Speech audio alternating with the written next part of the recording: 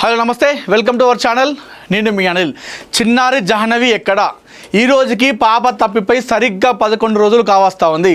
అయినా ఇప్పటికీ చిన్నారి జాహ్నవి జాడ దొరకలేదు. జూన్ 6వ తేదీ నాడు ఇంటి నుండి నానా నానా అంటూ పరిగెత్తిన చిన్నారి తిరిగి ఇంటి రాలేదు. పాపతో పాటు వెళ్ళినటువంటి పెంపుడు కుక్క 3 రోజులకు తిరిగి వచ్చింది. ఆ కుక్క కూడా అనుమానాస్పద స్థితిలో మరణించడం జరిగింది. ఈ కారణాల వెనకాలంతా కూడా ఏదో జరుగుతూ ఉందని చెప్పేసి చెప్తా ఉన్నారు. సో ఎట్టకేలకు ఈ విషయం పైన నిన్న పోలీసులు కూడా స్పందించడం జరిగింది. పాప విషయంలో మేము చాలా కష్టపడుతున్నాము, చాలా తిరుగుతున్నాము, గాలింపు చర్యలు ముమ్మరం చేస్తున్నాము అనే విషయాలను కూడా చెప్పడం జరిగింది.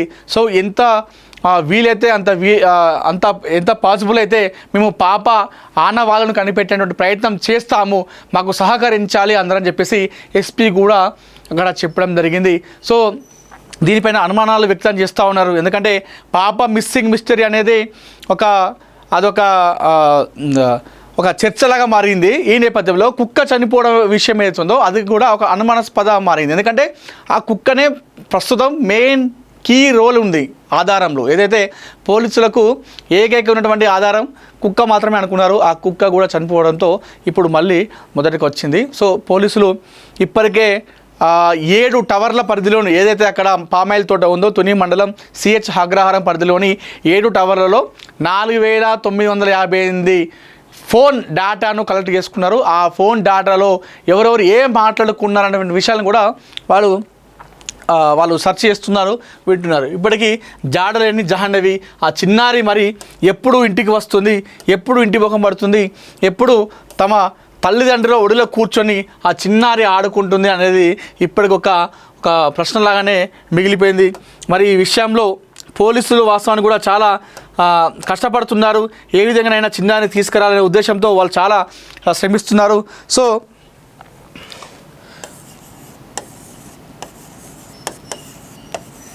జాహ్నవి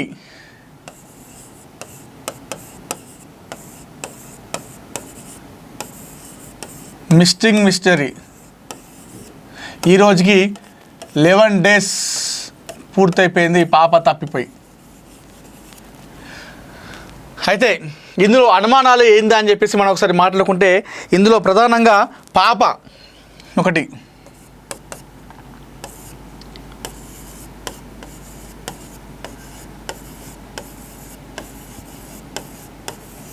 పాప తప్పిపోయింది. చాలామంది అనుకునేది ఇప్పుడు పాప తప్పిపోయింది అంటే పాప నడుచుకుంటూ వెళ్ళి ఏదో రహదారికి వెళ్ళి అటు తప్పిపోయింది అని చెప్పేసి అనుకుంటా ఉన్నారు. ఇదొక వాదన ఉంటే ఇంకొకటి చూసుకుంటే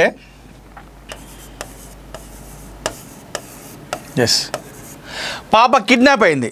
మరొక అంశం చూసుకుంటే ఇందులో పాపను కిడ్నాప్ చేయడం జరిగింది. పాప కిడ్నాప్ గురైంది, ఎవరో పాపని కిడ్నాప్ చేశారని చెప్పేసి చెప్తా ఉన్నారు. అదే మరికొంతమంది ఎలా అంటున్నారంటే పాప ఇంటి దగ్గరకు వచ్చి అపహరిస్తారేమో కిడ్నాప్ అంటారు. పాప అనుకోకుండా ఇంటి నుండి బయటికి పరిగెత్తుకుంటూ వచ్చింది. అలాంటప్పుడు కిడ్నాప్ ఏ విధంగా చేస్తారు? కిడ్నాప్ అంటే ప్లాన్తో చేస్తారు. మరి పాప తనకు తానే బయటకు వచ్చేసింది కదా, సో ఇది కిడ్నాప్ చేసే అవకాశం లేదని మరికొంతమంది కొట్టిపారేస్తున్నారు. కానీ పాప బయటకు వచ్చిన తర్వాత ఎవరికో కనిపించింది, వారు పాపని అపహరించారు అని చెప్పేసి మరొక వాదన. 3,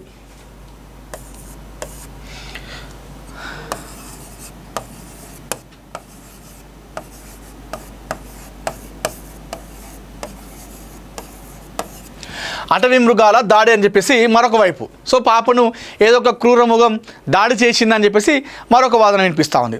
ఏది అక్కడ సైడ్ అటు వెళ్తే నక్కలు, ఏలుగు బంట్లు ఉంటాయని చెప్పేసి కొంతమంది చెప్తున్నారు. అటవీ మృగాలు, అడవి కుక్కలు కూడా ఉంటాయంట అటు సైడ్.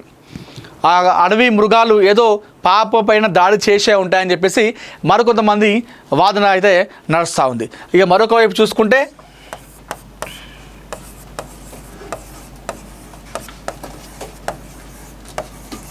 పాపని కొండ చిలువ మింగేసిందని చెప్పేసి మరికొంతమంది వాదన.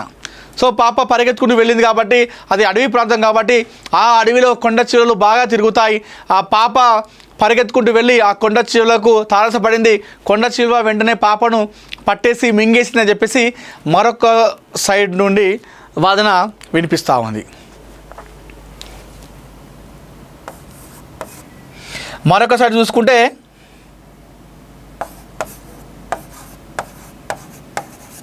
గ్యాంగ్ అని చెప్పేసి ఏదో గ్యాంగ్ పాపను అపహరించింది అంటే ఇక్కడ కిడ్నాప్ అంశం మనం తీసుకున్నాము. అది ఆ కిడ్నాప్లో మనం కొన్ని రకాలు చూసుకోవాలి. ఇది వారి బంధువులు ఎవరైతే ఉన్నారో వాళ్ళు ఎవరేమైనా వీరిపైన పగతం చేశారా, లేదంటే గతంలో వారికి ఆ స్థానికులు వారితో గొడవ పెట్టుకున్న వాళ్ళు ఏదైనా చేశారా అనేది కూడా మనం చూసుకోవచ్చు.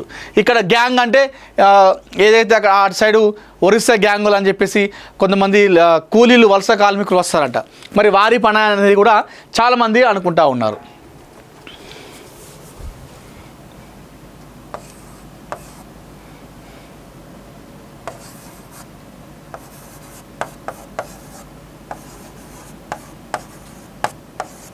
మరికొంతమంది పాపను అమ్మేసిరు అని చెప్పేసి మరికొంతమంది చెప్తా ఉన్నారు. పాపను ఎవరో అపహరించారు, వారికి దొరికేసింది, వారు ఆ పాపని అమ్మేస్తారు అని చెప్పేసి మరికొంతమంది వాదన. ఇవన్నీ కూడా చర్చలు జరుగుతూ ఉన్నాయి ప్రస్తుతం. అది ఇందులో మరి పాప తప్పిపోయిందా, కిడ్నాప్ గురైందా, అటవీ మృగాలు దాడి చేసినా, కొండ చిలువ మింగేసిందా, ఏదైనా గ్యాంగ్ పనా, లేకపోతే వాళ్ళ అమ్మేసిరా, ఇవన్నీ కూడా వాదనలే. ఇందులో ఏదైనా కూడా జరగచ్చు, అది జరగక ఉండొచ్చుగాక. మనం ఇప్పుడే క్లారిటీ ఇవ్వలేము. ఎందుకంటే ఇప్పటికే ఇష్యూలో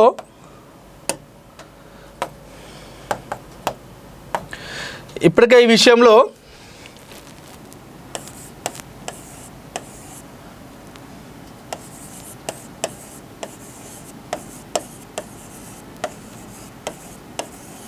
నాలుగు మంది సిబ్బంది పనిచేస్తూ ఉన్నారు ఇప్పుడు పాప జాహ్నవి వెతుకులాట కోసం. ఇందులో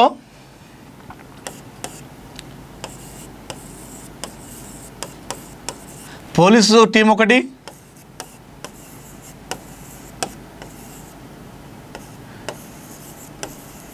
అటవీ శాఖ ఒకటి,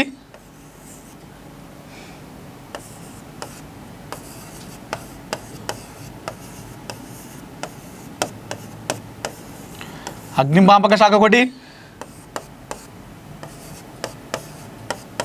ఎస్డిఆర్ఎఫ్ ఒకటి, పవన్ కళ్యాణ్ ఆదేశాల మేరకు ఎన్డీఆర్ఎఫ్ బలగాలు కూడా దిగినాయి. దీంతో పాటుగా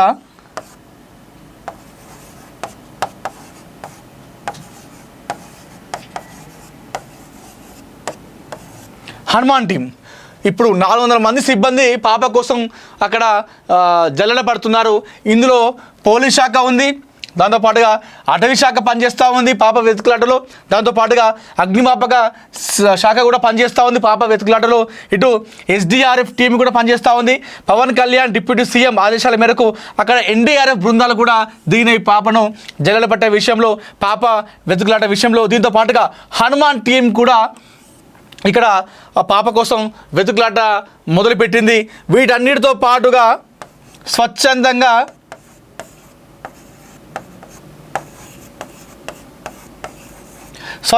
అక్కడ స్థానికులు వచ్చి పాప కోసం వెతుకులాటను ముమ్మరం చేస్తూ ఉన్నారు. ఏదైతే ఇటు పోలీస్ శాఖ, అటవీ శాఖ, అగ్నిమాపక శాఖ, ఎస్డిఆర్ఎఫ్, ఎన్డీఆర్ఎఫ్, హనుమాన్ టీములకు అక్కడ స్థానికులు మద్దతు తెలుపుతూ ఉన్నారు, సపోర్ట్ చేస్తూ వారంతటగా వారే స్వచ్ఛందంగా బయటికి వచ్చి పాప కోసం ఆ అటవీలో మొత్తం కూడా వెతుకులాట ప్రారంభించడం జరిగింది.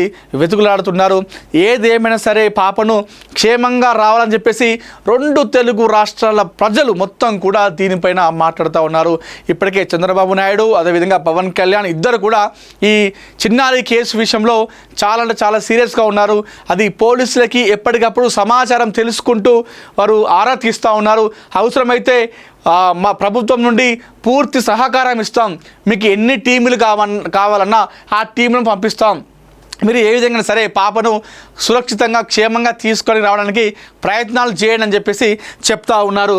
సో ఇప్పుడు ఇంతమంది 400 మంది పనిచేస్తూ ఉన్నారు. దాంతోపాటుగా స్థానికులు, గ్రామస్తులు, అక్కడ కొంతమంది జర్నలిస్టులు కూడా వెళ్ళి అక్కడ వీడియోలు చేస్తూ ఆ అటవీలో తిరుగుతూ ఉన్నారు. పాప గాలింపు చర్యలు చేపడతా ఉన్నారు. సో ఇదంతా ఓకే. ఇంతకుముందు మనం మాట్లాడుకున్నాం, అటవీ మృగాలు దాడి చేసినాయా, లేదంటే కొండ చిలువ మింగేసిందా, లేదంటే తప్పిపోయిందా, లేదంటే కిడ్నాప్ గురైందా, లేదంటే గ్యాంగు పనా, లేదంటే అమ్మేసిరా, ఇవన్నీ కూడా ఊహాగానాలు మాట్లాడుకున్నాం. కానీ ప్రస్తుతం ఎందుకంటే ఒక్కొక్క దాంట్లో ఒక్కొక్కలాగా వస్తూ ఉంది, ప్రజలకు ఒక క్లారిటీ అనేది లేదు. సో మనం ఆ క్లారిటీ తెలుసుకునే ప్రయత్నం చేద్దామంటే దానిలో తెలుసుకోవడానికి భాగంగా మనం ఒక్కొక్క ఛానల్లో, ఒక్కొక్క పేపర్లో ఒక్కొక్కలాగా కథనాలు వినిపిస్తూ ఉన్నాయి. అయితే ఈ నేపథ్యంలో మనం ఇప్పుడు సో ఒకసారి గూగుల్ని అడుగుదాం మనం. గూగుల్ మనకి కరెక్ట్గా ఇన్ఫర్మేషన్ ఇచ్చే అవకాశం ఉంటుంది కాబట్టి ఒకసారి గూగుల్ అడిగే ప్రయత్నం చేద్దాము. మరి గూగుల్ ఏం చెప్తా ఉంది ఈ చిన్నారి విషయంలో, లేటెస్ట్ అప్డేట్ ఏంది? ఒక క్లారిటీ లేదు, ఏది ఓపెన్ చేసినా కూడా ఎందులో ఒక్కొక్కలాగా కథనం వస్తూ ఉంది, ప్రజలకు ఒక క్లారిటీ లేదు. కాబట్టి మనం ఒకసారి గూగుల్ ఏఐని అడిగే ప్రయత్నం చేద్దాము. 3 నెలల చిన్నారి పరిస్థితి ఎట్లా ఉందనేది చూద్దాం. తాజా అప్డేట్స్ అండ్ గాలింపు చర్యలు, రంగంలోకి ప్రత్యేక బృందాలు.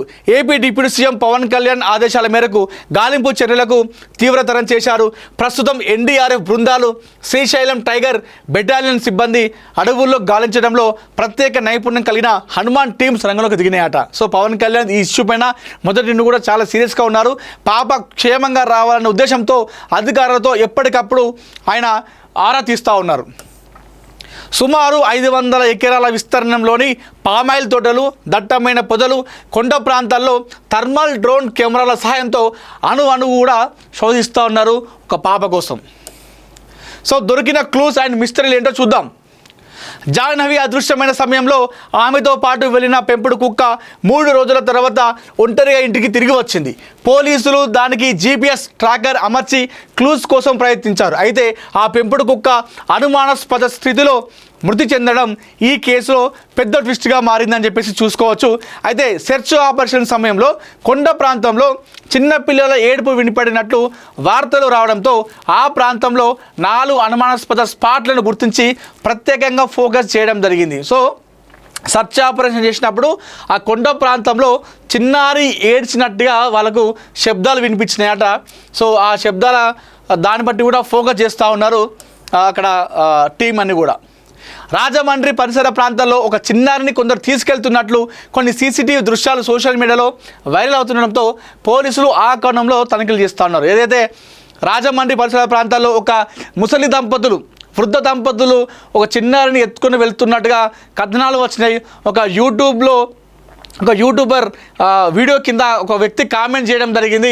ఆ కామెంట్లో రాజమండ్రిలో 2 వృద్ధ దంపతులు ఆ చిన్నారిని తీసుకొని వెళ్తున్నారు, నేను చూశానని చెప్పేసి చెప్పడం జరిగింది.